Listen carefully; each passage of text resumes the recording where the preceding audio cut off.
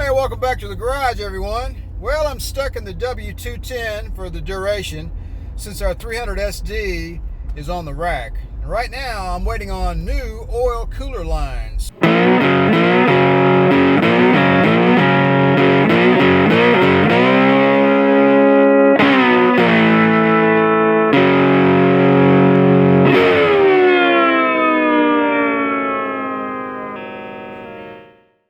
All right, we're at an impasse right now. I'm waiting on parts. So I've made the major decision that I'm going to go ahead and replace the upper oil cooler line as well, which goes to the upper part of the oil cooler there. So why am I doing that? This line, this flare nut, and this ferrule, they've welded or fused themselves together for the last 35 years. As a matter of fact, when I try to loosen this, the line turns with it, and it is absolutely fused to this ferrule. But the ferrule is actually loose from the oil filter housing, but all of this turns in unison, and I can't get these I cannot get them unjammed. I've modified wrenches. I've made some crazy looking wrenches. I've tried to get in there. I've raised the engine up and down, and I've come to the conclusion that I am going to replace that line, but in order to get it out of there, I'm going to use something really simple, and that is this. What is this, you might say? Well, it's made in the USA, whatever it is. It's a pipe cutter, right? A very small pipe cutter, and I've had this for many years, and it works quite well. What I'm going to do is cut this line off right here. I'm going to cut it right there. Now the pipe cutter is just a little bit too big, and it bumps into the fuel injection adjustment bolt. So I'm going to remove this and then use the pipe cutter and go around. It'll go in here. Let's see, stand by 1 second. Get my big hand out of the way. It'll be going in there like that, right? But I'll have to take the fuel injection adjustment bolt out first. So I'll twirl that thing around there. I'm going to cut that pipe off right there. And once that is done, I can just spin this whole affair right off. What's left of the pipe, the flare nut, and the ferrule. They'll come right out. Boom, you're done. And then we'll just go ahead and raise the engine and then remove the remnants of the oil lines. I've already got the lower oil line disconnected. I've already loosened up the two brackets that hold the oil lines in place.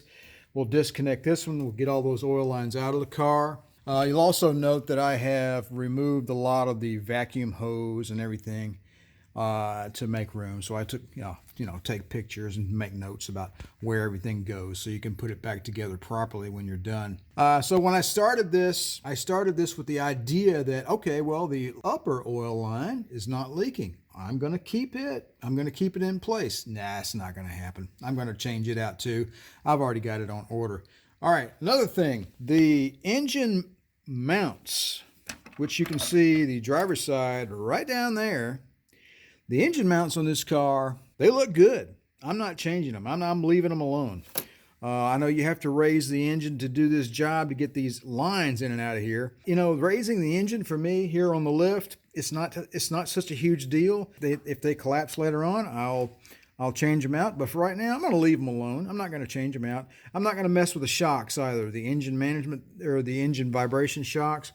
This mount on this shock right here, it has a little bit of cracking in it.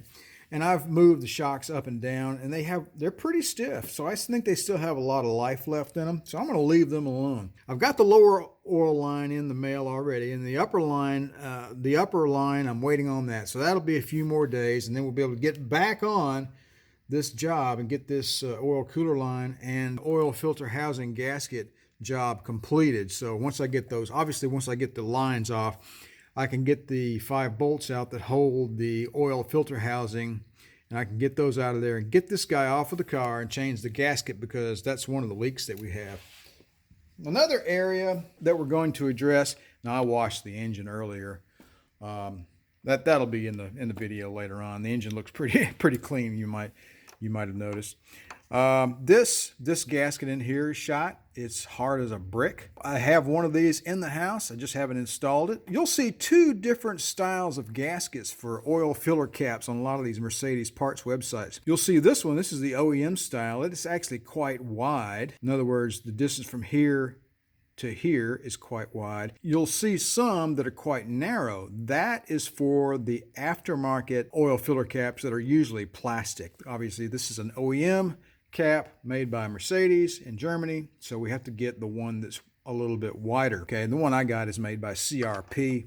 I got some CRP parts in the mail from a previous project, and I'll have to say I was fairly impressed with the CRP stuff. It's a cheaper brand, but the stuff I got in was really good quality, so I'm going to go with that. CRP is an okay brand by me, but still, you have to look at everything you buy. You can't just assume that any one brand makes all of their parts the same way, or with the same quality, rather. Another area of leaks that we're going to address, the turbo oil drain. We're going to replace all of the O-rings in the turbo oil drain that lets the oil drain back down to the sump from the bottom of the turbo. We're going to change those out as well. We're also going to change the oil pan gasket. The only two parts that I'm waiting on right now are the upper oil line and the fuel injection adjustment bolt. The bolt on this car is adjusted all the way in, and it's focusing on that thing instead of what I want to actually look at.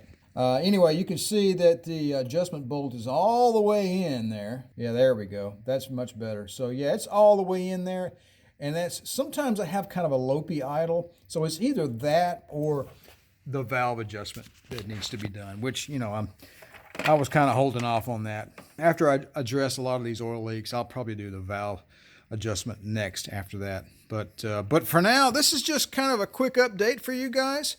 Sort of a, you know, just another vlog, I guess you might say. Well, I hadn't put out a video here in a few days, and I wanted to just let you know what was going on with this car. Had some struggles. We're waiting on parts, and that's about it for right now, really. For all you guys, I just checked my subscriber count. It's up to 332. Now, I know that, you know, to you guys, that may not seem like a lot, but to me, it's huge, okay? It's huge! If you haven't subscribed to my channel also, please do so. It would really help me out. So just hit the button down below there, hit that thumbs up too, man. And once you subscribe, hit the bell button if you want to find out when the new video arrives. Anyway, that's about it for now, guys. Once again, I really appreciate you guys stopping by my channel. Please like, share, and subscribe, and I'll talk to you again real soon.